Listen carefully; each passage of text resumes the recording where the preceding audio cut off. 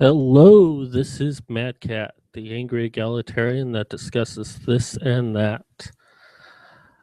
So today I'm doing a quick video. Hold on, I'm setting up my screen share. There we go. So, oh shoot, hold on. There we go. Anyways, I am doing a quick video. I'm supposed to be packing right now. I'm almost done, but I don't leave until Tuesday. And I happened to see this video from Alison, and well, I kind of like what she said about chum on their backs, so that's why I called this chum on their backs, as she's talking about shark-infested waters. Go. Hold on. Sorry, this is kind of like impromptu, so let me go ahead and exit out of a few things, so well, that should be fine. Anyways, I apologize for all that. I'm just kind of like doing this last minute. So there's been a lot of talk recently about Colonge and all of the attacks, and I've chosen to stay out of the conversation, honestly. The reason being is that this has evolved into more of a discussion on religion and racism rather than on men's rights. And before I got into talking about men's rights, I used to be really involved in the atheism versus creationism debates, and I hated it. I hated every minute of it.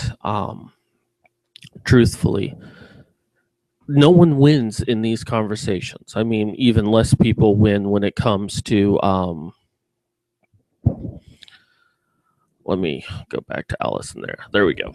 No one really wins in these kind of conversations, but no one really wins all that much when it comes to men's rights. But I feel there's more to be gained from debating men's rights versus religion and creationism. So I kind of wanted to give my viewpoint a little bit on this because there has been a lot of division among the men's rights, and I'm not really arguing against anything Alison said. I just got done watching this video and I felt inspired to say something. And I'm sure there will be those who agree or disagree with me. And I'm not really looking to talk about this, but I just don't like the division that I'm seeing. And hopefully, maybe, well, probably Alison will reach a wider audience. I mean, when did she actually make this? Yesterday. She already got 1,000 views. Jeez, I can't get 1,000 views in a year. Oh, that's because I have a penis, isn't it? Anyways, nothing against Alison in any way. And I actually agree with most of her points, but here's my take on this situation. Did this happen? Did what happened in Cologne actually happen? Well, the problem is there really is no way to know. All we really have is witness testimony from women at the event. They state that they were touched, grabbed, what have you. And so it's possible that it happened. It's also possible that it didn't happen. Maybe there can be some evidence collected. Maybe there can't be. Is it possible? But I kind of am believing that it did happen because of what the Islamic and Muslim culture are. And I'm sure people can debate me. It's like, well, they weren't all this, they weren't all that, and what have you. But we've seen what the culture has been in the past. We hear stories all the time, like personnel within the military having to guard a female's tent when in these countries because they're afraid that their allies, and I put that in quotes, will sneak into their tent and rape these women. Not too long ago, we heard a report of a man who was dismissed from the army, primarily because when he was in, I guess, one of these Muslim countries, his contact within the Arab world was raping little boys. And, he could only take that for so long before he had to step in and basically beat this man to an inch of his life, telling him not to ever do it again. So we know that these things happen. So it makes me think that it's very likely that these Muslim and Islamic individuals actually did it. I'm inclined to agree. However, I'm not, and I don't think anyone I know is doing this, but I don't think those individuals are really trying to say that it's Muslim men who are bad and we should create laws against them. Now, of course, I think my group is pretty progressive in that sense. Their problem is mostly with just the Muslim culture. And I get the sense that Alison here has the similar problem with that. It's the culture itself. Now, she is right that telling someone to, it's not words alone that will tell anyone to go rape. It's basically the same discussion point that it's not the violence on TV that makes people become violent. Because if it were, then there would be a lot more violent people in the world because there's violence everywhere. So words alone is not what makes someone into a rapist. But I do think that there being a culture that endorses it or takes a blind eye to it, that's what creates a rape culture. That in many ways it's encouraged. In many ways, those who do it get away with it. She is right, though, that more often than not, those who commit rape were themselves raped. There's been a study that I think it was like 80% or so of men incarcerated for raping women were themselves raped by women, usually their mothers. And, you hear these things, we got to stop. We need to teach men not to rape. And my usual response is, well, if you want to teach men not to rape, then teach women not to rape little boys. Now, I'm not sure about the statistics that Alison's talking about, and I'd be very interested in seeing it. Whether children within the Muslim world, if boys are more likely to be raped than girls. It would surprise me a little bit because certainly the stereotype is that they rape girls, but them raping boys more often. That is an interesting statistic. I would like to try to find out more about that. Let me jump in and see if there are any comments. So, but for me, now you could say, well, not all Muslims are like this. And, I might even be partial to agree with you that the entire Muslim culture, and we're talking about around the world, not just in Arabic countries, but the entire culture of Muslim and Islam are not violent. They're not rapists. They're peaceful, what have you. And that's fine. And I'm even willing to meet you halfway and say, you know what? There's certainly the possibility that those individuals exist. But I'll tell you my problem with the Arabic nations and the cultures themselves. And this goes with everyone around the world. It is the same problem that I have with feminists as well. Is that when the outliers within their cultures behave in this way, behave in such a antagonistic way, doing whatever they want, it's going to happen. And it's bad, and everyone can agree it's bad. But here's the kicker, is that those within those communities that should be outraged tend to turn a blind eye to it. When we talk about the radical feminists who are saying that we should kill all men and men this and men that, and you have feminists who will say, well, you shouldn't listen to them. They're not real feminists. You should only listen to me. I'm a real feminist. Or you'll have feminists that'll be like, all feminists are peaceful people. We want equal rights for men. And it's like, okay, then why don't you ever speak against these feminists that are doing bad things? Why don't you ever get together and say, okay, everyone out there, this is not feminism. Don't listen to this person. We're against this person. Feminism needs to clean house, in all honesty. And so one of the reasons why I like the men's rights movement so much is that when a bad element is found within it, a really bad element, we work together to push it out. Okay?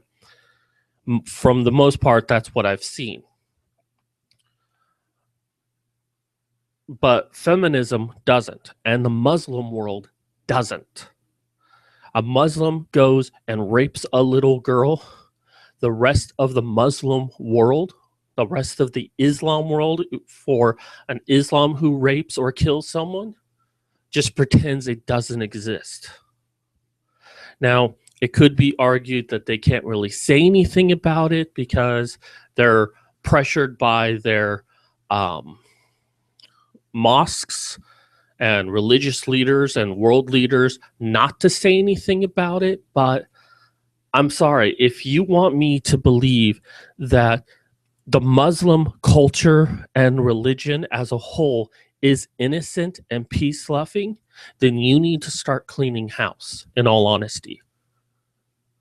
Because when these sort of things happen, and they happen way too often, when these sort of events happens, we need a Muslim leader coming out and saying that we do not condone this, and we're going to do everything we can to expose these people because they are not Muslim, they're not a part of us, and we're going to do everything we can to make sure that anyone within our culture adheres to human rights. And there's my problem. It's not about men or women in the Muslim culture. I could care less. What I care about is, what do you do with your radicals? And when you turn a blind eye to your radicals, that's when I have a problem with it. There are radicals in every movement, and feminists love to say that whenever you try to mention the radicals in their movement. Yes, there are radicals in every movement, but the thing that makes me respect your movement is how you deal with those radicals. So I don't want to see the men's rights movement divided on this issue. And certainly my words, it's not really going to sway anyone, but I just want to put it out there.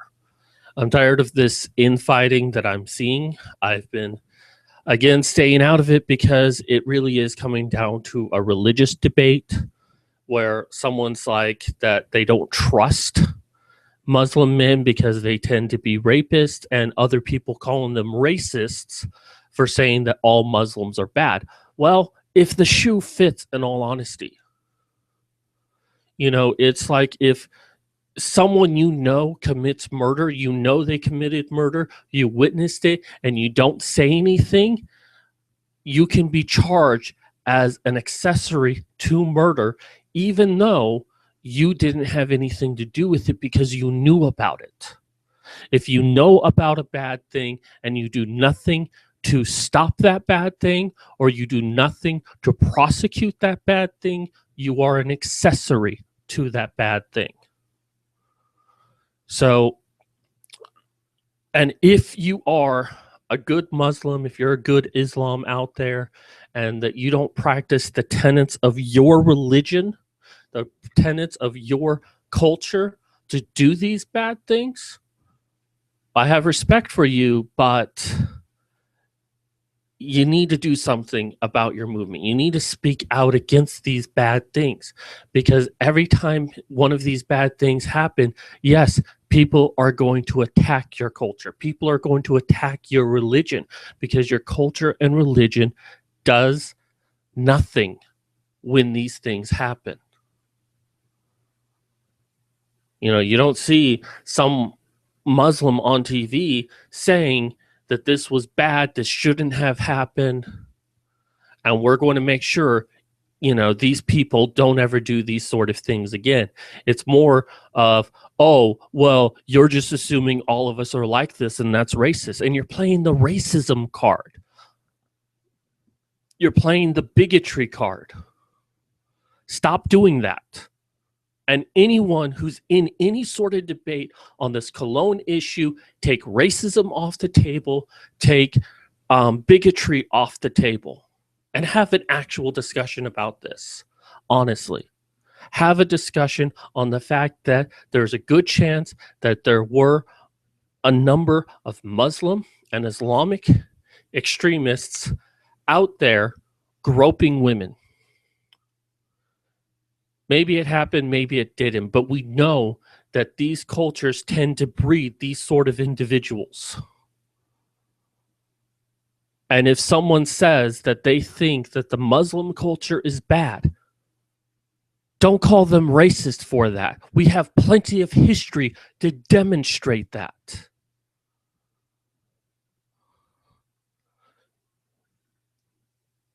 It's not racism to point out facts that confirm what your opinions are. What would be racist is if you called out all Muslims just because that's what everyone else is doing. That would be racism. But if you actually have facts to back up your point of view, that's not racism. That's not bigotry. Muslims, if you want to be taken seriously, clean your own trash. Same thing with feminists. Same thing with any group. You're going to have radicals in your group. You need to deal with them. And when you don't deal with them, it makes you look guilty. And I can't, now Alison is making a slippery slope argument in this. And she's saying that, you know, if we continue down this road of pointing the finger at Muslim men and just saying that we need to create laws against them, it's going to eventually come into Western culture and make it more, give feminists what they want. I can't help but agree with her to some degree. Now, I often make slippery slope arguments that I'm afraid of what this could mean down the road. And people are like, oh, no, you're just reading too much into this. You're making a slippery slope. Just because it's a slippery slope argument doesn't mean that it's an invalid point to be made. And I feel sometimes people like to call out biases, cognitive biases, just to try to shut up the other person. Yes, she's making a slippery slope, but it is a valid argument that if we get people used to this whole idea of it's possible, you know, people could learn to rape just by words alone, if we start accepting the idea that Muslim men create rape culture, how long before that transforms into men? And I agree with her. We're already seeing infiltration of private funding groups going into high schools, going into middle schools, going into colleges, and trying to teach men not to rape, telling men that you're men and boys that you're already a rapist and not to do it. And to me, that's just psychological abuse. I want that to stop. And if Alison is correct, and there's a good chance that she could be, it wouldn't take long before this does disseminate all the way down to elementary school. that, and I could even see it going as far as you have to take a course every year to be told that you're a rapist and that you shouldn't rape, that you need to be taught not to rape. Once again, 80% of all male rapists were themselves raped when they were younger by a female. And this is ludicrous that you want to teach boys not to rape, but you don't want to teach girls not to rape because it's not politically popular. It doesn't support the narrative that all females are victims. So boys are being told that they're horrible people, they shouldn't rape, and they should kiss the feet of the women that walk around them.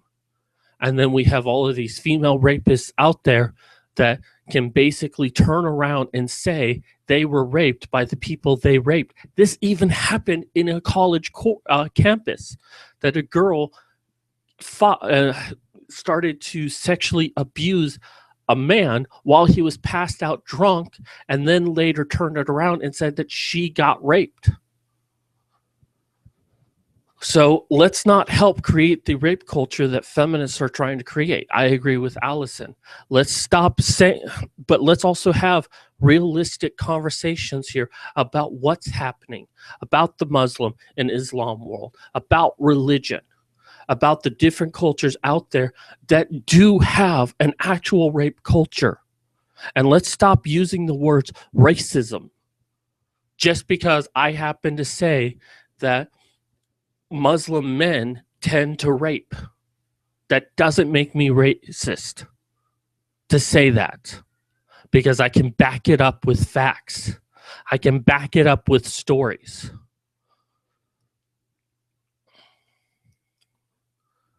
So, for the most part, I'm in agreement with Alison. Let's stop fighting about this. Just because someone has a difference of opinion than you doesn't make them a racist. It doesn't make them a bigot. It just means that they have a point, and you should at least listen to it and try to understand their point of view. Let's not turn into the thing that we despise. When we start saying not all Muslims, when we start, calling people a racist and a bigot for having an opinion on the Muslim culture as a whole, on the Muslim and Islamic religions as a whole, let's not immediately try to say, oh, well, you're just a racist. Oh, you're just a bigot. Because that's what the feminist movement does. We need to stop doing that because we are now turning into them. Every person who has ever said that feminism and men's rights movement is the exact same, we are now proving it to be true. We need to stop doing that. Let's all take a step back, take a couple of deep breaths, maybe drink an entire bottle of vodka, and be adults. Let's actually have a serious talk and not resort to name calling when someone doesn't agree with us. Because trust me, you'll lose my respect faster that way than any other way. Let's not let this issue divide us. Let's just accept that there are some people who have a certain opinion on this situation than the others. And let's move forward. Let's get back to what we were doing before this incident happened. I agree with Alison, though. Let's not point at Muslim men and say we need to create rules that prevent Muslim men from doing X, Y, and Z. At the same time, I also agree with her that, you know what? These refugees should be kissing the feet of the people that are opening their country up to them and doing whatever they can to stay on their good graces. But that's not politically popular because that'll probably be seen as trying to change their culture and trying to control them and being no better than the places that they left, even though it's a million times better.